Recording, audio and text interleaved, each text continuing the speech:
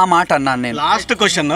And ఇప్పుడు మీరు ఇంకొకటి మీరు పాండిత్యం మీద వైష్ణవ సాంప్రదాయం మీద మచ్చ వేస్తున్నారని దయచేసి నా రిక్వెస్ట్, దీన్ని తప్పుగా తీసుకెళ్ళొద్దు. నేను అన్నది మీరు చేసుకునే దేవాలయం, మీ వైష్ణవం సాంప్రదాయాన్ని ఆచరించాల్సిన దేవాలయాలు వేరున్నాయి.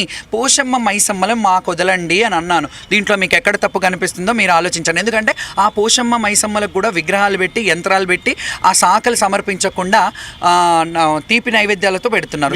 మీరు చేసే బోనాలు రాష్ట్రం కోసం, ప్రజలు సంక్షేమంగా క్షేమంగా ఉండడం కోసం. ఈసారి మేము బోనాలే చేయాలంటున్నాం. మరి రాష్ట్రం గురించి ఆలోచించారా, జనాల గురించి ఆలోచించారా? మీరు ఎంతసేపు మీ సౌకర్యాల కోసమే ఆలోచిస్తారా? నేను అదే చెప్తున్నాను. ఇప్పుడు మేము వచ్చేటప్పుడు మా బోనం కింద పడిపోయిందంటే అది రాష్ట్రానికి మంచిది కాదు.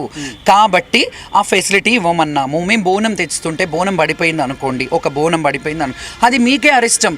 మాకు మా శివశక్తులకి బోనం ఎత్తుకునే వాళ్ళకి ఒక ప్రయారిటీ ఇవ్వమని అన్నాం. కానీ మాకు ఇదే కావాలి, మీరు లక్షలాది మంది వస్తారు, మీకెట్లా, మిమ్మల్ని ఎందుకు వదలాలి అంటే ఎస్, మమ్మల్ని వదలాలి. ఎందుకంటే మేము అనగారిపడ్డము, వెనుకబడ్డ తరగతుల నుంచి వచ్చాము, ఈ కల్చర్ని ఇంకా కొనసాగిస్తున్నాం.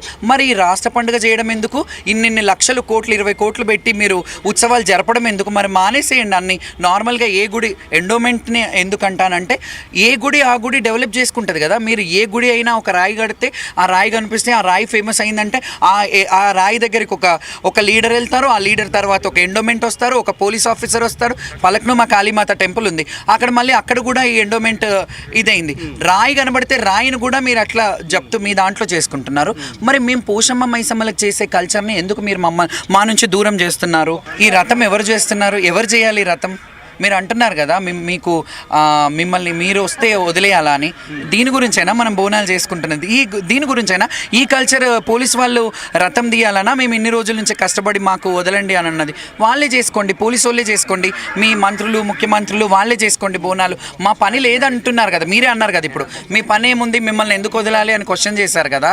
మా పని ఏముంది, మీ మీడియా ఓన్లీ పొలిటీషియన్స్ని, ఓన్లీ పోలీస్ వాళ్ళని, వాళ్ళ కుటుంబాలని టెలికాస్ట్ చేసుకోండి. ఇంకా మా బోనాలతో పని లేదు కాబట్టి మీకు సంబంధమే లేదు మాతో అన్నట్టు.